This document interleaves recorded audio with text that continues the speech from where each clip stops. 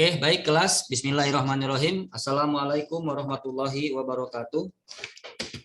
Waalaikumsalam warahmatullahi wabarakatuh. Waalaikumsalam warahmatullahi wabarakatuh. Ini adalah pertemuan kita yang ke 11 begitu ya. Sebelumnya kita sudah belajar tentang aplikasi fungsi linier terhadap ilmu ekonomi di fungsi penawaran, permintaan, pajak, gitu ya, subsidi, kemudian fungsi biaya, fungsi penerimaan, sehingga sampai kepada selisih antara biaya dengan penerimaan, ya, pulang pokok, gitu ya, dan seterusnya. Untuk yang fungsi biaya, fungsi penerimaan, pulang pokok saya sudah jelaskan belum ya? Belum, Pak. Belum ya? Baru sampai fungsi biaya. Baru sampai fungsi biaya, baik. Nanti saya sudah ada rekaman, nanti direkaman aja ya. Nanti saya share rekaman videonya ya. Oke, sekarang kita kalau kita lihat pertemuan 11 itu ada fungsi konsumsi ya. Fungsi tabungan. Nah, salah satu aplikasi fungsi linier ya dalam ilmu ekonomi adalah ya tentang fungsi konsumsi dan fungsi tabungan. Nah, kalau kita bacakan di sini, fungsi konsumsi adalah fungsi yang menunjukkan ya besarnya pengeluaran untuk konsumsi, ya, untuk konsumsi dari sejumlah pendapatan yang diperoleh, gitu ya kira-kira. Nah, dalam fungsi konsumsi ya tersebut terdapat suatu besaran yang disebut marginal ya, propensity to consume atau MPC. Ya, kecenderungan orang mengkonsumsi seberapa besar sih disebut sebagai MPC. Yaitu yang menunjukkan besarnya tambahan konsumsi karena ada tambah pendapatan. Jadi dengan bertambahnya pendapatan maka jumlah konsumsi juga akan bertambah. Ya. Sementara fungsi tabungan, gitu ya, fungsi tabungan adalah apa?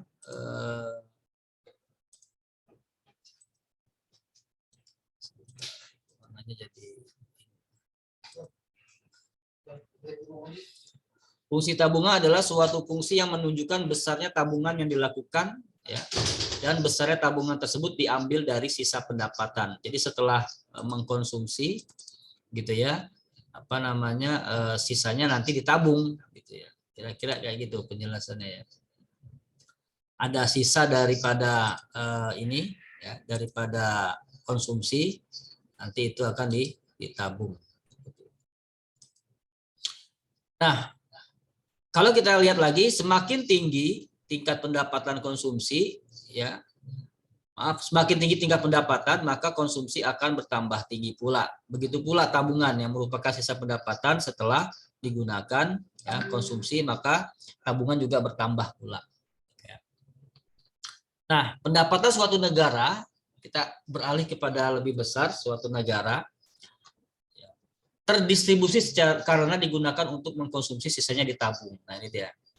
Jika ada pendapatan Y, ya, Y ini sebagian ditabung, maka sama dengan C, sebagian dikonsumsi, ya, sebagian ditabung.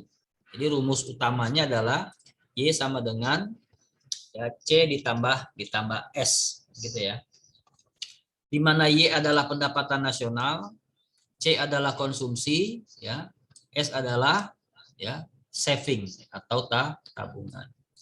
Sementara fungsi konsumsi bisa digambarkan, si C ini mempunyai fungsi tersendiri, yaitu C sama dengan C0 ditambah B dikali Y. Di mana C0 itu adalah autonomous consumption atau ya konsumsi tetap, gitu ya. B ini adalah nilai marginalnya atau MPC tadi, kecenderungan orang mengkonsumsi. MPC ya, marginal propensity to consume, nilainya nggak lebih dari 1 ya, dari 0 sampai dengan 1, tapi lebih kurang ya, paling tinggi 0,99 ya, nggak sampai 1. Nah, fungsi tabungan juga ada, gitu ya. Ya, S sama dengan minus C0 ditambah 1 dikurang B dikali Y. Di mana minus ini adalah autonomous saving, gitu ya. kemudian apa namanya, satu dikurang B adalah itu marginal propensity to save, kecenderungan orang menabung. Kalau MPC-nya B, MPS-nya 1, pasti 1 dikurang B. Maka karena B sama dengan 1 dikurang B adalah sama dengan 1, maka MPC ditambah MPS hasilnya 1. Hasilnya 1. Nah, jika yang terlibat sektor rumah tangga, konsumen, dan pengusaha, ya, maka modelnya ini, Y sama dengan C plus I. Kalau tadi kan Y sama dengan C plus S. Nah, kalau yang terlibat pengusaha. Kenapa? Maka pendapatan terdiri dari jumlah yang dikonsumsi, sisanya dibuat usaha, investasi. Gitu. Dibuat usaha atau investasi. Nah, kemudian jika yang terlibat adalah sektor rumah tangga, ya, pengusaha dan pemerintah, maka ditambah lagi di ujungnya G. Ya, G ini adalah government, pengeluaran pemerintah. Jadi jumlah pendapatan nasional terdiri dari konsumsi rumah tangga, ya, pengeluaran investasi, dan pengeluaran pemerintah. Kemudian tambah lagi, jika yang terlibat sektor rumah tangga, pengusaha, pemerintah, dan perdagangan luar negeri, maka ditambah dengan X dikurang M. X ini adalah ekspor, M ini adalah impor. Gitu ya. Berarti selisih antara ekspor dan impor. Oke. Nah, sedangkan yang dimaksud dengan pendapatan disposable, ya, adalah pendapatan yang dapat langsung dikonsumsi. Misal, bila ada transfer payment R, maka pendapatan disposable merupakan penjumlahan antara pendapatan dengan transfer payment. Pendapatan disposable ini disimbolkan dengan YD. YD terdiri dari jumlah pendapatan ditambah dengan jumlah transfer payment. Jadi transfer payment menambah pendapatan disposable. Nah, itu kira-kira ya sekilas tentang fungsi tabungan, fungsi konsumsi, dan fungsi pendapatan nasional. Sebentar ya.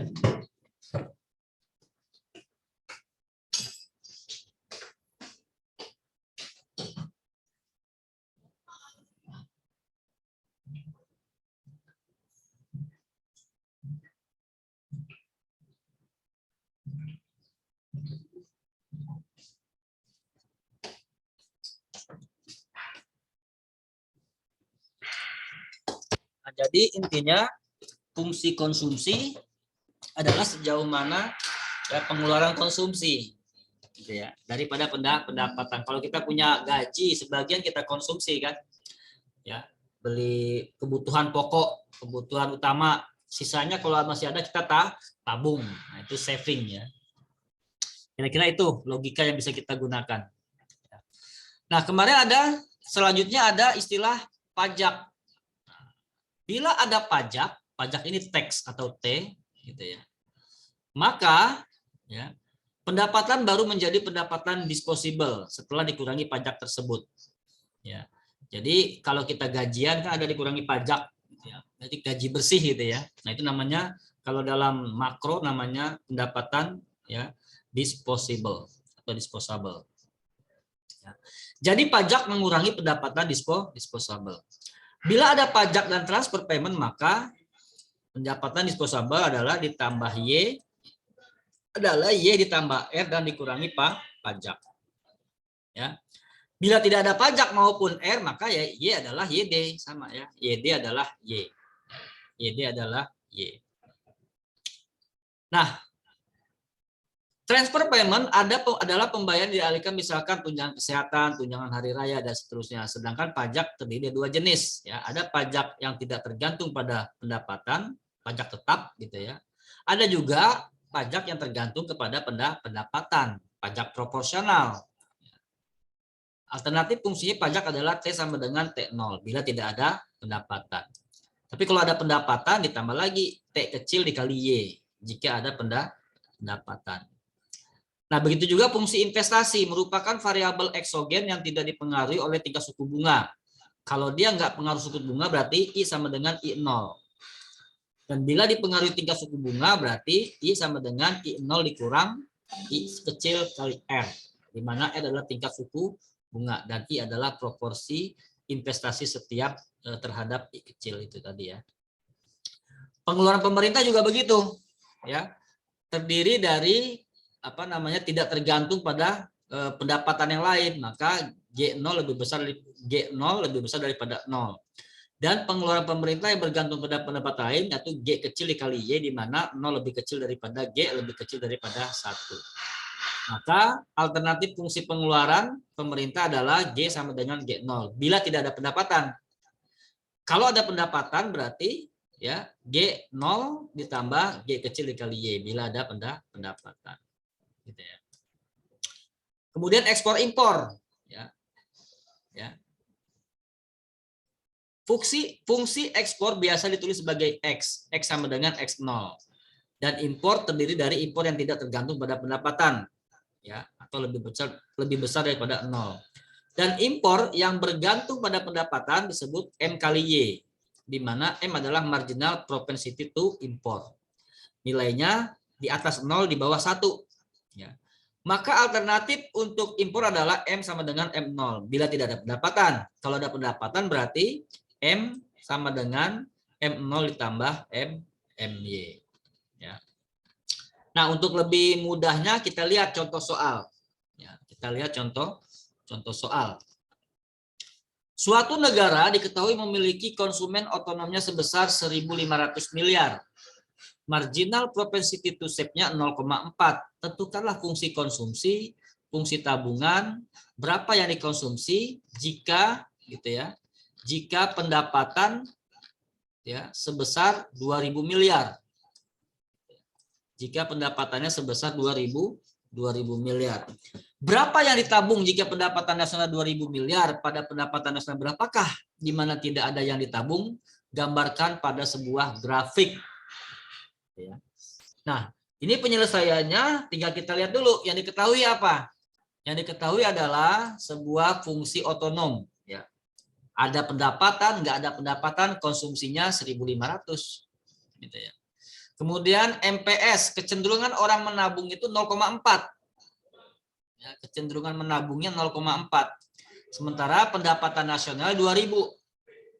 Maka dengan modal 3 informasi ini, kita bisa membuat sebuah fungsi konsumsi.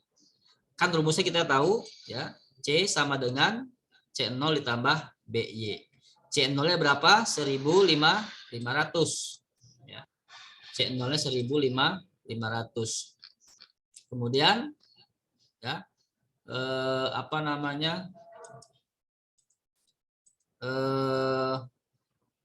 MPS-nya gitu ya. Yang diketahui MPS bukan MPC, sementara ini kan MPC gitu ya. Nah, berarti kalau mencari MPC-nya rumusnya sudah jelas, 1 dikurang MPS sudah pasti MPC. Maka kita taruh saja B sama dengan itu 1 dikurang MPS. Ya. Maka 1 dikurang 0,4 sama dengan 0,6. Maka 1.500 ya, plus 0,6Y. Sudah bisa kita buat sebuah fungsi konsumsi. Ya. Sekarang diminta membuat diminta membuat fungsi tabungan. Secara rumus ini juga sama. Ya. C0-nya jadi min 1.500. Kemudian 1 dikurang MPC kan. Berarti 1 dikurang MPC. MPC berapa tadi? MPC-nya 0,6. 1 dikurang 0,6 sama dengan 0,4. Atau MPC atau MPS gitu ya. Kan rumusnya ini. Rumus fungsi tabungan S sama dengan min C ditambah MPS. MPS sudah diketahui ya. Berarti tinggal dimasukkan saja 1.500 ditambah 0,4Y. Nah, jadi kita sudah buat fungsi konsumsi, sudah buat fungsi tabungan. Nah, jika pendapatan 2.000 miliar, berapa konsumsinya? Ya, maka tinggal masukkan saja angka 2.000 tadi. Jadi 2.000 miliar, 2.000 dikali 0,6 ditambah 1.500. Berarti 1.200 ditambah 1.500 sama dengan 2.700. Jadi tingkat konsumsinya adalah sebesar 2.700 miliar. Nah, kemudian fungsi tabungannya berapa? Nah, berarti kita masukkan juga 2.000 di sini. Nah, 2.000 gitu ya. Maka 0,4 dikali 2.000 sama dengan 800. 800 ketemu minus 1.500 sama dengan minus 700. Apa pengertian minus di sini? Nah, pendapatan kan 2.000 gitu ya. Pendapatan 2.000. Nah, dikonsumsi 2.700. Dari mana 700-nya? 700-nya adalah mengambil dari tabungan gitu ya. Makanya tabungannya minus gitu kan. Maka tabungannya minus. Nah, jadi pada tingkat pendapatan nasional ya sebesar 2.000 miliar ini maka 2.700 miliar digunakan untuk konsumsi gitu ya. Bila tidak ada pengeluaran yang ditabung maka S sama dengan 0, artinya Y sama dengan ditambah C, S menjadi Y ditambah 0 atau Y sama dengan C gitu ya. Itu kalau misalkan S-nya sama dengan 0. Tingkat pendapatan yang akan seluruhnya habis dikonsumsi. Nah, gitu ya. Tingkat pendapatan berapa sih kalau konsumsinya habis gitu ya. Maka rumusnya adalah Y sama dengan C ditambah BY. Sama gitu ya. Nah, kalau kita pindahkan C-nya apa BY-nya jadi Y min BY ya. Atau kita sederhanakan lagi Y adalah 1 dikurang B karena Y-nya ada 2 nih ya. Kita wakilkan aja dengan 1. Nah, sehingga dia menjadi Y ya sama dengan 1 dibagi ya 1 kurang B dikali C0. Oke. Nah, ini kita lihat lagi terusannya. Nah, sehingga ya 1 dikurang Y sama dengan 1 dibagi ya 1 dibagi 0,6 dikali 1.500. Maka Y sama dengan 2.500. Nah, jika jadi pada tingkat pendapatan 2.500 miliar seluruh pendapatan dikonsumsi. Ya, seluruh pendapatannya bisa dikonsumsi atau ya S-nya 0 gitu ya, atau S-nya 0. Nah, gambar fungsi konsumsi, fungsi tabungan, fungsi pendapatan nasional dapat disajikan sebagai berikut.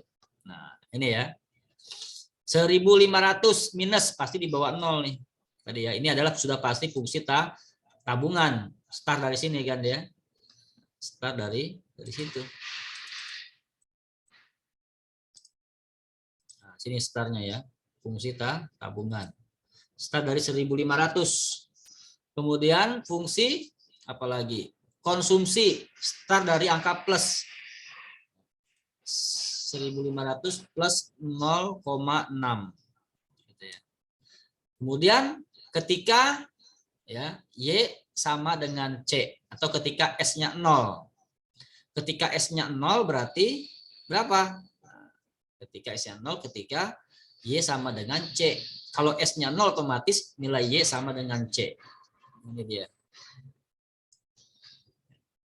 Y sama dengan 0. Apa Y sama dengan C. Nah, itu cara menggambarkan apa kurva daripada fungsi tabungan ya, fungsi apa namanya? Fungsi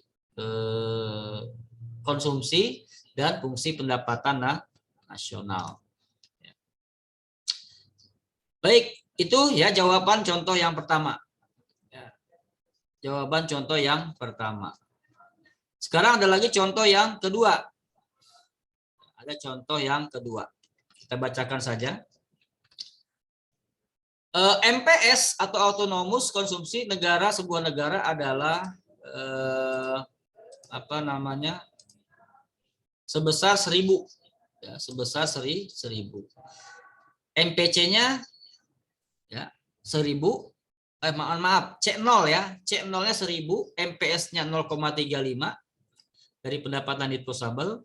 I atau investasinya 400 ya. Kemudian autonomous tax T0-nya 150. Tentukan model pendapatan nasional, tentukan angka penggalangannya, menghitung variabel endogennya. Nah, yang kita ketahui sekarang adalah C0-nya 1.000, MPS-nya 0,35. Kalau MPS 0,35 sudah pasti MPC-nya 0,65. Kenapa? Karena kalau ditambah harus 1 gitu ya. Ini kalau ditambah harus 1. Kalau MPC-nya 0,65, MPS-nya sudah pasti 0,3. Kalau MPC-nya 0,7, MPS-nya sudah pasti 0,3. Kalau MPC-nya 0,8, MPS-nya sudah pasti 0,2. Kalau dijumlah 1 gitu ya. Oke. Investasi ya tanpa pendapatan itu 400 ya. Tanpa dipengaruhi pendapatan itu 400. Pajak tanpa dipengaruhi pendapatan itu 150. Nah, sekarang kita diminta di sini apa namanya? Ada 2 sektor yang terlibat gitu ya. Ada 2 sektor yang terlibat. Nah, ini kan yang kita penyelesaiannya ya. Ada 2 sektor yang terlibat, yaitu sektor rumah tangga dan sektor pengusaha. Maka model pendapatan nasionalnya adalah sektor rumah tangga adalah pengeluaran konsumsi ini, sektor pengusaha adalah ya investasi. Maka kita masukkan saja. Ya, C ini fungsi konsumsinya, maka dia masuk di sini. Nah, ini kan fungsi konsumsi ya. Fungsi konsumsi.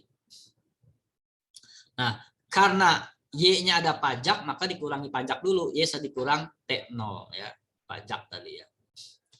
Oke, sekarang ya. Nah, ini sudah mau habis. Oh iya betul ya. Sudah mau habis. 10 menit lagi. Baik ya. Sekarang kita masukkan C-nya. Masukkan C-nya ya. Kalau kita lihat di sini B dikali Y sama dengan BY, B dikali T sama dengan BT gitu ya. Nah, disesuaikan B-nya pindah ke kiri sejenis ya. Maka ini min BT tetap gitu kan. Seperti biasa kita kalikan. Ya, kita sederhanakan menjadi 1 min B dikali Y. Maka hasilnya ini. Nah, maka hasilnya ini, maka angka penggandanya adalah 2,86. Ya, di mana ini ya 1 gitu ya, 1 dibagi 1 min B gitu. 2,86 sehingga kalau kita lihat di sini sekarang taruh angka 2,86-nya gitu. Kemudian ini kita langsung kerjakan isi, maka hasilnya menjadi 1.000 ya 437,15 miliar. Ya. Jadi pendapatan nasional sebesar 1.437,15 miliar. Nah, variabel endogen konsumsi adalah, nah ini dia. Masukkan aja angka ini tadi, gitu ya. 1.400 tadi, masukkan ke variabel Y, ya, dikurangi dengan pajak, ya, hasilnya dikalikan dengan 0,5, ditambah dengan 1.000. Ya, maka dia menjadi 1.000 ya 836 ya, 0,65 miliar. Nah, itu kira-kira ya contoh yang kedua. Nanti contoh yang ketiga kita akan bahas dengan sesi yang kedua. Sekian ya. Billahi bisabil haq faslabikul khair. Assalamualaikum warahmatullahi wabarakatuh. Waalaikumsalam warahmatullahi wabarakatuh. Waalaikumsalam warahmatullahi wabarakatuh.